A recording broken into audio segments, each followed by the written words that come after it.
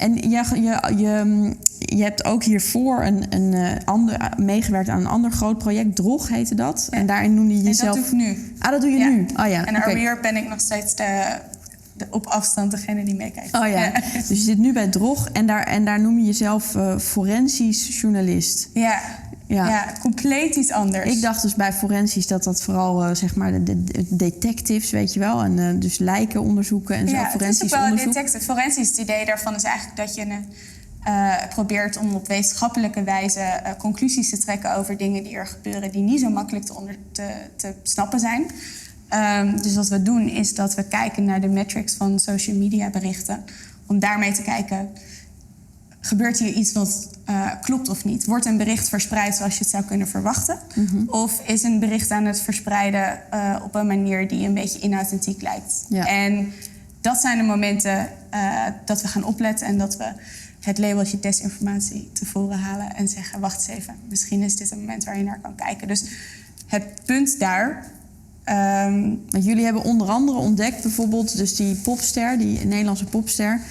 Hoe heet die ook alweer? Een van de mensen met wie we werken heeft dit ontdekt. Hij heet Robert van der Noorda, de journalist. En Dotan is de popster die dit heeft gedaan. Hij heeft een tijd lang een trollenleger gecreëerd die dan zijn populariteit gingen opschroeven door een heleboel over hem te tweeten en op Facebook dingen te plaatsen. En dat was hij dus zelf aan het trollen? Waarschijnlijk samen met inderdaad een van zijn medewerkers. Die had dan een heel lijstje aan accounts die ze in kon zetten om gewoon hem heel erg populair te maken. Hij was op een gegeven moment de allerpopulairste ster van Nederland. En dat merkten de DJ's ook, want die werden door al zijn fans belaagd om maar meer Dotan te spelen op de radio. Dus er was een constante stroom aan hele actieve fans. En op een gegeven moment is die journalist daar gaan kijken. En die actieve fans waren die trollen? Ja, waar ze dus achter kwamen. Als we weer even terug willen brengen naar waar kijk je dan naar als journalist, is dat je kijkt naar de metrics. Dus waar ze achter kwamen is dat bijvoorbeeld bij Dotan een klein groepje accounts elke keer op precies dezelfde volgorde zijn post likte. En dat is wel heel raar als dat gewoon 50 normale mensen zijn. Die zitten niet elke dag precies op dezelfde tijd, zeg maar, tegelijkertijd te volgen. Dus natuurlijk weet je dan, hier zit iets achter. Nou, daarna ga je kijken, password forget. Oké, wat zijn die e-mailadressen van deze mensen? Misschien zijn het wel dezelfde. Ja. En zo kan je op een hele forensische manier kijken, wat gebeurt hier achter de schermen? Eigenlijk als een soort detective. Precies. Ja. En waarom noem je jezelf dan niet detective? Vind ik ook leuk. Vind ik ook een hele goeie. Nee, uiteindelijk is het labeltje nog niet zo belangrijk. Wat belangrijk is het onderzoeken van desinformatie op een manier die even het stapje terugzet van praten over de inhoud en kijken naar hoe wordt het dan verspreid. En kunnen we op die manier al eigenlijk desinformatie inzichtelijk maken. En waar ben jij nu dan bijvoorbeeld, wat ben jij nu aan het onderzoeken? We zijn nu aan het kijken naar het vaccinatieproces. Wat heel spannend is natuurlijk. Er is ontzettend veel desinformatie over. En wat je dan kan doen is dat je elke tweet gaat opzoeken over of weet ik veel, je met de 5G wordt ingespoten als je vaccinatie krijgt.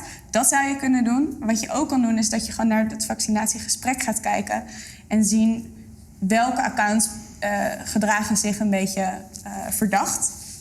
En dan kijken naar wat ze zeggen. Dus ja, er gaat desinformatie zijn, maar nog belangrijker is dat we erachter komen wie opzettelijk probeert om bepaalde berichten te verspreiden. Mm-hmm. Want dan kan je gaan kijken naar handelingsopties. Dus je verplaatst je eigenlijk ook dus meer dan dat je de aanval opent of dat je zeg maar alleen maar zegt dit is desinformatie. Laat je zien hoe het tot stand komt. Precies. En door dat te laten zien, dus kunnen mensen misschien ook beter begrijpen, zich verplaatsen in het perspectief van mensen die dat allemaal geloven, als zij iedere dag al die dingen.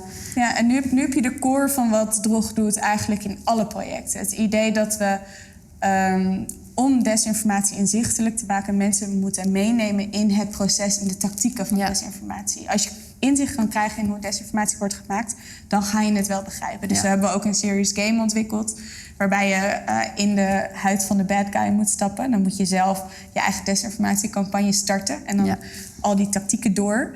En door dat te doen, leer jij steeds beter andere mensen te overtuigen van, en dan is het altijd iets grappigs als dat ananaspizza's geband zijn of zo door een of andere woke